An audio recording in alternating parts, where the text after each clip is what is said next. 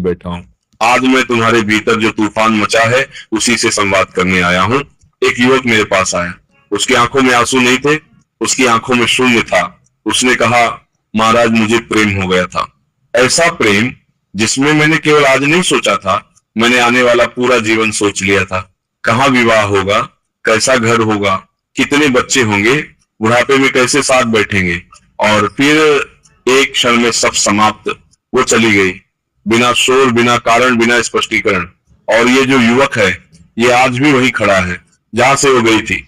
भाइयों, दुख ये नहीं है कि कोई चला गया, दुख ये है कि तुम्हारा मन अब भी उसी द्वार पर बैठा है।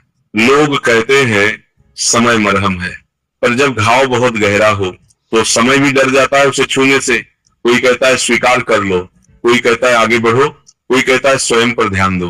पर मैं तुमसे पूछता हूं, जिसका मन टूटा हुआ है वो उपदेश कहां सुन पाता है? इसलिए आज मैं तुम्हें सांत्वना नहीं दूंगा, मैं तुम्हें मीठे शब्द नहीं दूंगा, क्योंकि मीठे शब्द इस रोग की औषधि नहीं है।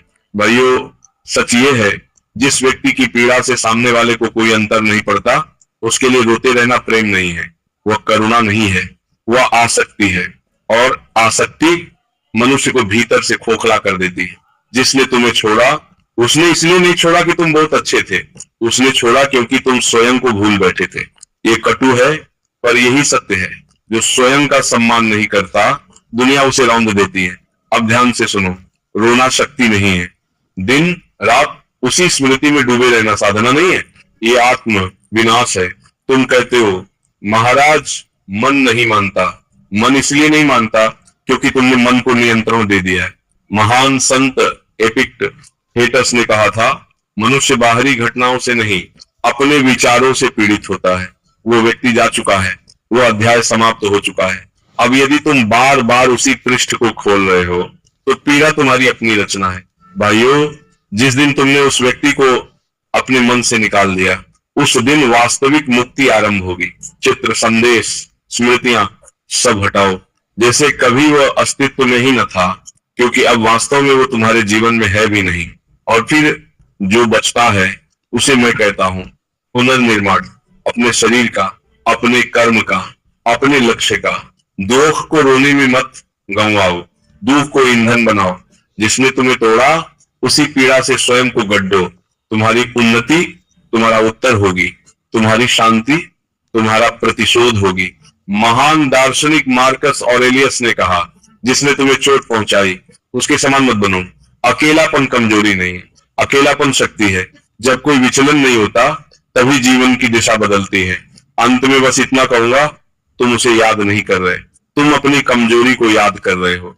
अब निर्णय तुम्हारा है, या तो उसी स्मृति में घुटते रहो, या उस व्यक्ति को अपने भीतर दफना कर एक नया जीवन जन्म दो। पुराने बालक को मारो और भीतर के पुरुष को जन्म दो। भाइयों, अब मैं तुमसे अंतिम बात कहता हूं, इसे सुनना सरल है पर करना कठिन। तुम जिस व्यक्ति को खो बैठे हो, वह तुम्हारी नियति नहीं था। यदि होता तो वह तुम्हें तोड़कर नहीं जाता। ईश्वर कभी किसी को छीनते नहीं, ईश्वर केवल भ्रम हटाते हैं। जो गया है वो तुम्हारे जीवन से नहीं गया, वो तुम्हारी आंखों से गया है। वो केवल एक पर्दा था जिसके पीछे तुम्हें स्वयं को देखना था। अब यदि तुम ये सोच रहे हो कि काश वह लौट आए, तो समझ लो तुम अब भी अपने भाग्य से मोल भाव कर रहे हो।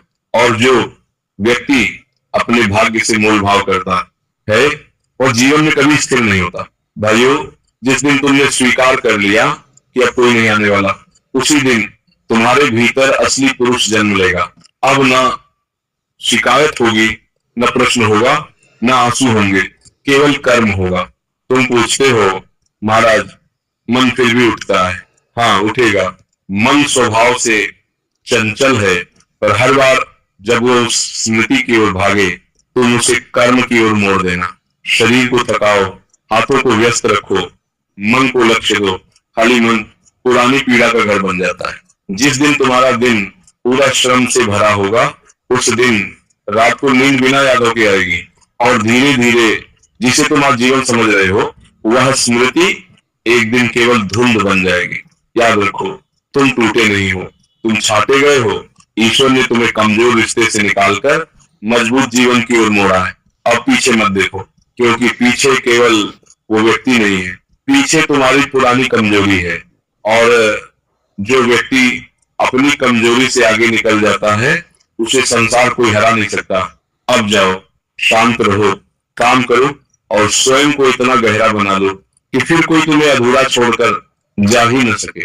यही साधना है, यही मुक्ति है। भाइयों, अब जो मैं कहने जा रहा हूँ वो सुनने में साधारण लगेगा, पर इसे जिसने समझ लिया उसका जीवन फिर पहले जैसा नहीं रहता। तुम ये मत सोचो कि तुम्हारे साथ अन्याय हुआ है। जीवन में अन्याय नहीं होता, जीवन में केवल शिक्षा होती है।